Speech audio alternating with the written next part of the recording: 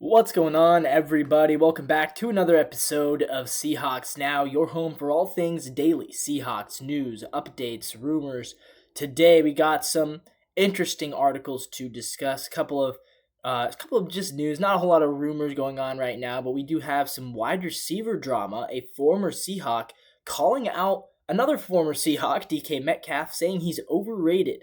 Plus, Sam Darnold recently went on Rich Eisen's show and broke down exactly why he chose to come to the Seahawks over the Pittsburgh Steelers. And Cooper Kupp, apparently, he's been more like an extra tight end than a receiver. All that to discuss and more right here on Seahawks Now. But first, if you like what you see, or if you think you're going to like what you see, do us a favor, hit that like button down below. It really helps the channel out. And if you really want to, subscribe to the channel so you never miss another future upload. All right, guys, let's get into this. The wide receiver drama is wild, but this is kind of just what DK Metcalf has invited throughout his career, so I'm not surprised. He always seems like he's at the center of the drama, and today, more so. So, former Seahawk receiver has thrown major shade at another former receiver, current Steeler DK Metcalf. Of course, he was just traded from the Seahawks to the Steelers back in March. We covered that here on the channel. He played 6 years with the Seahawks, and obviously there's a lot of drama with him throughout his time here. You know, he got called for a lot of penalties, a lot of roughness penalties, which, yeah, it's the definition, unnecessary roughness. And DK, it really felt like a lot of those penalties were unnecessary. He didn't have to do a lot of those things. Sometimes he would just overreact. He kind of felt like a bit of a rage monster at some points in his career. Anyways, former Seahawks receiver Brian Walters, if you guys know Brian Walters, he recently spoke out about DK. He says, I've been very vocal about my thoughts on DK as a wide receiver. And, you know, maybe I'll be a little nice, I guess, but slightly overrated. This is the direct quote. He calls him slightly overrated. He says, I think he's going to do well in Pittsburgh, but at the same time, I just think that they are really revamped this wide receiver room to fit that Clint Kubiak scheme. And a lot of guys that are better route runners and guys that just complement each other better. He says he thinks JSN and Cooper Kupp are going to be so much fun to watch together. Yeah, so that's great to hear. He obviously thinks that the Seahawks wide receiver room has actually improved, and at the same time throws a little bit of shade at DK Metcalf, which I can get behind. And now you might be thinking, what does Brian Walters have to say matter? Brian Walters, he only played 2 years with the Seahawks, and he didn't even catch a single touchdown pass in Seattle. Meanwhile, DK Metcalf, he caught like 50 touchdown passes in Seattle. But the key is that Brian Walters, he's now an analyst, so this is what he does. This is what he does professionally. He is an analyst. And so, yeah, I think his word does matter, even if his playing career hasn't been. This is what Omar Khan, the Steelers general manager, said about DK Metcalf. He actually really likes DK Metcalf. He says, he loves his size, he loves his playmaking abilities, and he says he thinks Steelers fans will like him. He says he has a desire to win, to be great, and he loves that about him. He's excited about what he's going to bring to the club. Ultimately, how DK Metcalf does with the Steelers, it's up to him. I mean, he currently doesn't have a quarterback, obviously, but we'll see. Maybe it is Mason Rudolph. Maybe that is the answer there. I'm not sure. Maybe Aaron Rodgers is going to go there. But ultimately, it's up to DK Metcalf how he's going to do. I think ultimately, DK was really good with Russell Wilson. I think he was a little bit soured on the idea of playing with Geno. It always felt like him and Geno didn't have the same connection that he had with Russ for those first 3 years. Maybe that's part of it. I don't know. And ultimately, DK Metcalf, yeah, I do think his anger got to him just a little bit too much in Seattle.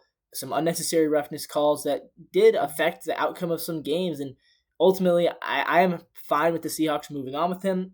I think he can be really good in Pittsburgh. I'm not sure if I'd call him overrated.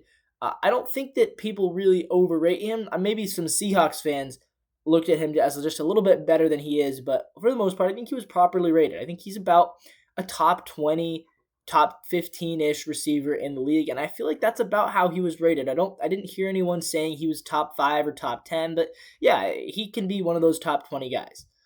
All right, let's move on to the Sam Darnold news. Sam Darnold recently went on Rich Eisen's show, which is, if you don't know, that's one of my favorite shows. And he basically laid out why he chose the Seahawks over the Steelers, which is interesting because I don't think we necessarily heard this before. Again, I keep talking about the Steelers today. The Steelers were pursuing Sam Darnold in free agency, but he picked the Seahawks, ultimately signing that 3-year, $100 million deal. Really, again, as we've discussed, it's more like a 1-year deal with 2 team options or 2 mutual options. Here's what he says, though. Ultimately, he said he liked the Seahawks because he liked the flexibility that it offered. It gave him a chance to, if things don't go well, it's only a 1-year deal, right? So that could be for him, and it could also be for the Seahawks. And I think it makes a lot of sense. He got the money up front. He's getting $55 million for that one season. I don't think the Steelers were willing to go there. In fact, I would be very shocked if they were, considering that they're currently still in a contract standoff with Aaron Rodgers. I think Darnold really liked the Seahawks offer. I think he thought it was a fair offer. He's going to get paid. He's going to have an opportunity to play every day. He's not going to have to compete with Aaron Rodgers. He's not going to have to compete with a massive media market. I think the Seattle media is pretty nice to him. So, yeah, I think he made the right choice. I think, Sam, for Sam's sake, he's a West Coast guy. Now he's back on the West Coast. I think being on the East Coast may have been a contributing factor to why he underperformed. Obviously, he played at USC. He was great at USC. And then with the New York Jets, he just really struggled. And I think part of that may have been, being in that big market, huge fan base with, to be fair, a fan base that has been full with disappointment. And I think it just being out there with the media that is quick to criticize, I don't think New York was the best place for Sam Darnold. And I think it showed in the way he played. I think Minnesota was the perfect place for him, on the other hand. Minnesota, they're nice. Great fan base. That is not a fan base that's going to come at you with vitriol, but it's a fan base that's going to embrace you with open arms. And I think that you can say similar things about the 12th man. I think the 12th man, for the most part, I know some people in the 12th man can be maybe somewhat toxic, especially online, but I think for the most part, the Seahawks do have a really good fan base. I think it's a fan base that is more similar to the Vikings than to the Jets, right? The Seahawks are not going to spew vitriol. The Seahawks fans are not going to be that quick to criticize. Again, maybe some online, but there's always a few online who are going to do that. But for the most part, I do think the Seahawks, they're going to welcome Sam Darnold. They're going to give him a chance. I don't really think anybody is going to judge him before, at least halfway through the season. We're going to give him time to grow, time to improve, time to settle in. And I think that he can really fit in here on the West Coast because he is a West Coast kid.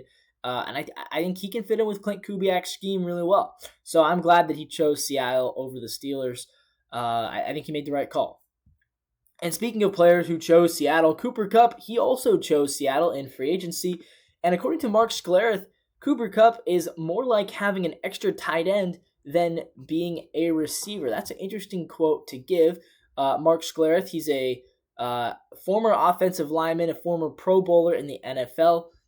He's worked with the Rams before, and he actually went on with Seattle sports Wyman and Bob yesterday to talk about his thoughts on Cooper Kupp.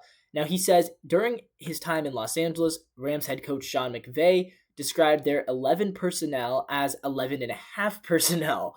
Obviously, if you know 11 personnel, that's when you got 3 receivers, 1 running back, and 1 tight end. So it's kind of a balanced core, a little bit overbalanced with receivers.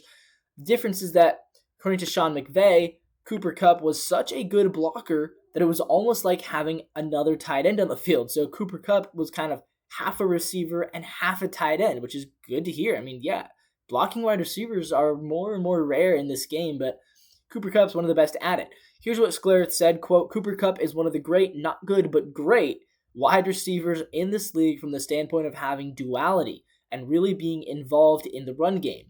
He says back in Los Angeles, they developed a package that was 1 tight end and Cooper Kupp.